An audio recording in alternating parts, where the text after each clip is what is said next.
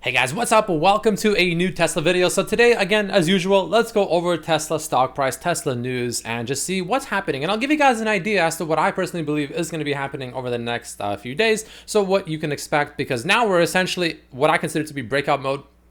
I think we're ready to look for the run up into earnings coming up. So that's going to be very exciting. So I'll let you guys know how I think that's going to roughly play out, what to look out for, and all that good stuff. So if you guys enjoyed, don't forget to hit the like, subscribe, leave a comment below.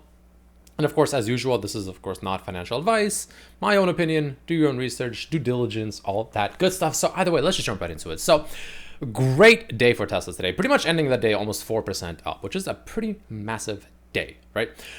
So looking at the week overall, because it's important to take a look at the week too, right? We did run up quite aggressively this week, actually, even though it felt kind of like a weird week. If you actually think about it, from the lows of the week and on Monday to essentially the peak, let's do the close. Okay, so the peak of the week, we ran up about 14%, and from where we closed, we ran up about 13% so far for the week, from the lows to either the highs or to where we closed today, which is actually insanely good. That's over 3 days. That's like not even the full week, right? That's just 3 days.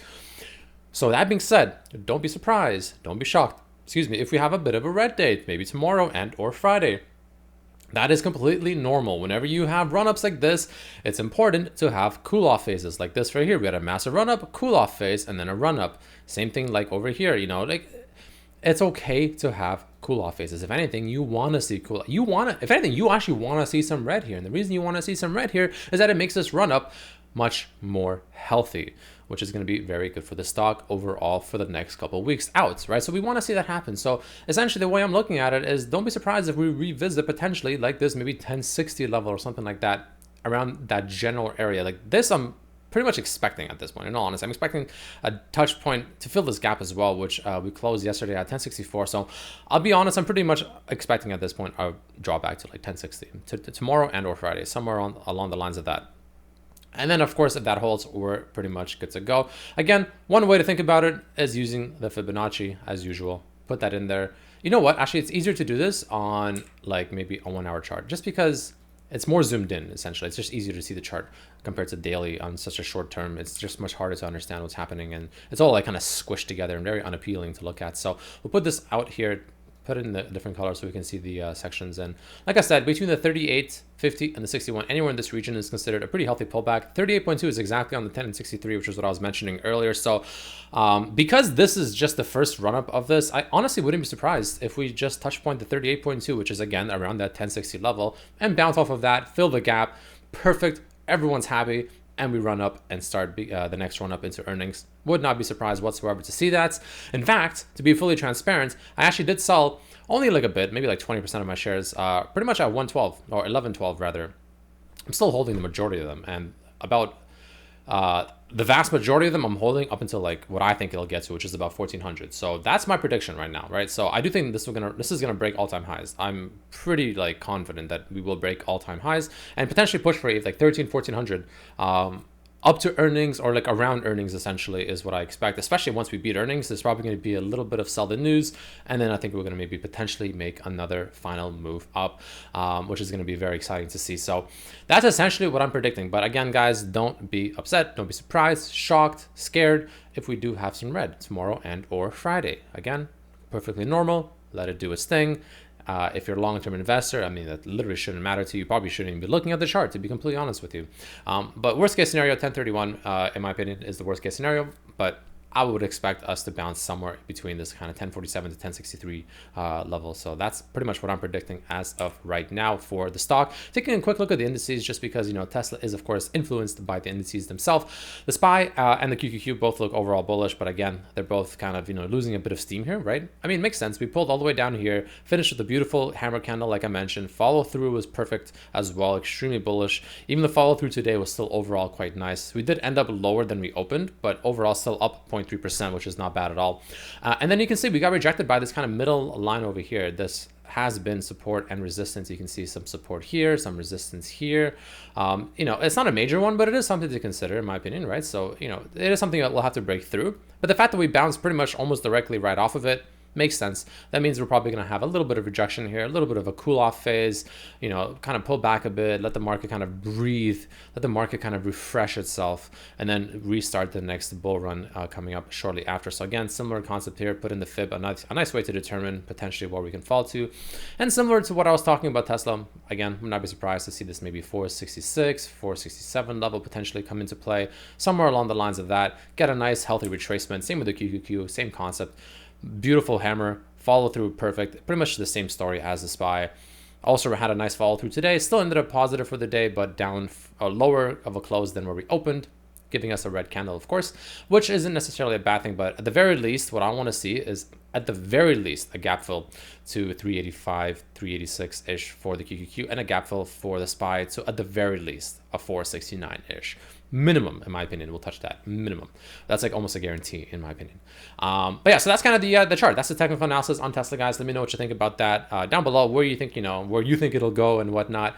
I am looking to, of course, repurchase my trading shares, if you will, back when it retraces to this 1060-ish level. That's when I'm going to start accumulating pretty heavily, just with the trading shares. Again, I also have a large amount of shares that I hold long-term, or until we just completely rally maybe to like 1500, then I'll consider selling some of them.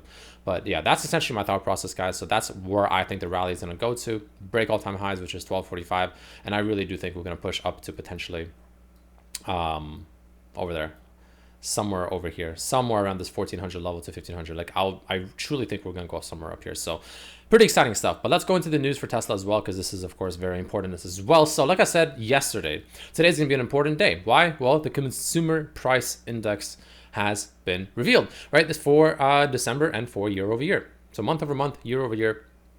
And pretty much it hit exactly like where people were expecting it. The month over month was actually 0.1% higher than expected. You can see here, but the year over year dead on exactly where expectations were. So, which is good. That means it didn't overshoot, which is good. That means inflation isn't going completely out of control, more so than everyone expects it to, which is great. Overall, fairly bullish in my opinion. That gives the market more confidence. The market isn't really concerned necessarily about like, oh my goodness, inflation. They're more concerned about being uncertain as to the speed of inflation. Any form of uncertainty in the market is what usually causes panic, red days, fluctuations, all that kind of stuff. So the fact that this gives us certainty now means the markets are, happier. And the fact that it's certain while not exceeding, I guess, like the bad case, if you will, even more confidence. And that's, what the market likes. So overall, I mean, a pretty mixed day for the market, but the indices are up, or the main ones at least that I follow, SPY, QQQ. Dow is probably down, honestly. I don't really follow Dow. Dow is where is it here? Hey, even the Dow Jones was up a very slight amount, not too much, but nonetheless, yeah. Essentially, certainty is what the market likes, and that's essentially what we got today. So that's very bullish, right? So this is really good, not too bad. Following that, Tesla Model Y was China's best-selling electric SUV in 2021. So Elon did mention that he thinks that the Model Y is going to not only surpass the Model 3 in terms of just popularity, how many units it sells, blah, but he also said that he believes that, I'm pretty sure he said 2022, he believes it'll be the highest unit volume, like sold by unit number of any car in the world. I believe it was 2022 or 2023. And then the year after that, so either 23 or 24, I just forgot the numbers. He thinks it'll be the most profitable car on top of course, selling the most units as well. It'll have the most like profit or revenue. So that's really cool to see. So that's, essentially kind of bringing us on that path slowly but surely. Another thing is Pierre Ferragu from New Street Research reiterated a buy rating and a 1580 per share price. Now, this is not him increasing it. This is just him essentially being like, hey, by the way, guys, don't forget, I have this price target. I have a buy rating. Make sure you buy. That's essentially what he's saying here. So 1580 price target. I'm pretty sure it's, I don't know. I'm pretty sure it's a base price target or a bull. I can't remember if that's a base or bull.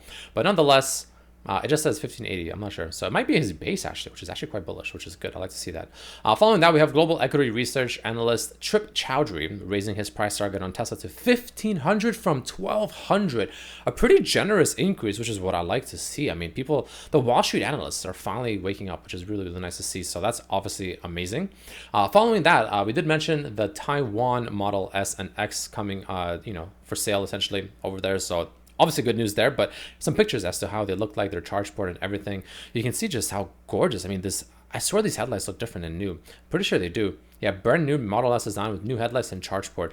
It just looks so clean. Like, I don't know what it is. This picture's resolution is like pretty shit too. But even with this like horrible resolution of a picture, it just looks clean. It just looks very nice. It's like kind of thin narrowness, so like gradually getting thicker and thicker.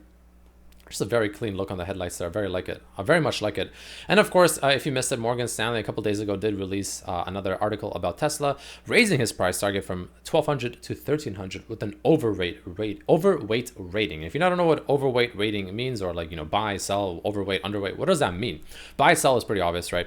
But overweight essentially states the fact that he believes that Tesla stock should be essentially an overweight. It should be like a heavy portion of your portfolio as opposed to just like a regular portion, if that makes sense. It should be like one of your heavier ones, the ones you own more of percent-wise. If you're wondering about me, Tesla is pretty much the only thing I own.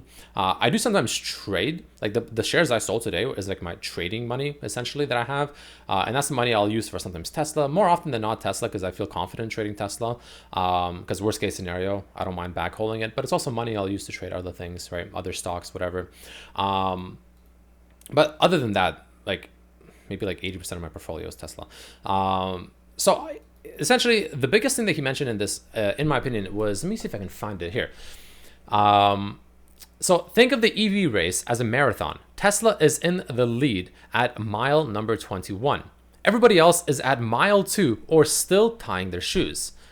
That sentence alone is like more than enough to kind of get an idea as to what, you know, he thinks about Tesla. I mean, the point is that Tesla's way ahead. As if, you know, if you follow Tesla, you already know this, but if you don't, now you do. Tesla's way ahead of the competition. The competition, using the word very lightly there, is hardly competition. They're more competition among themselves, not Tesla. The Tesla is just in a league of itself, kind of like Apple with the smartphone, Apple watches, like gadgets. Apple is in its own league. Like, there's other things, and they're great as well. Don't get me wrong, like Samsung, right? OnePlus even for Android, they're good. Don't get me wrong, they're good. But Apple's Apple, right? It's completely just in its own league up there, right? Everyone else is just kind of like nibbling on, you know, the remains essentially of the crumbs. But nonetheless, you know, this is something to keep in mind. Very, very bullish stuff as well. Adam Jonas, apparently the stock market really likes what he thinks about stocks. So this is overall a very bullish sentiment for Tesla. But either way, guys, that's it for this video. Let me know what you think about it down below. Leave a like if you did enjoy it, of course. Subscribe, all that good stuff. And yeah, I'll see you guys for tomorrow's update. So until then, have a wonderful day. Peace.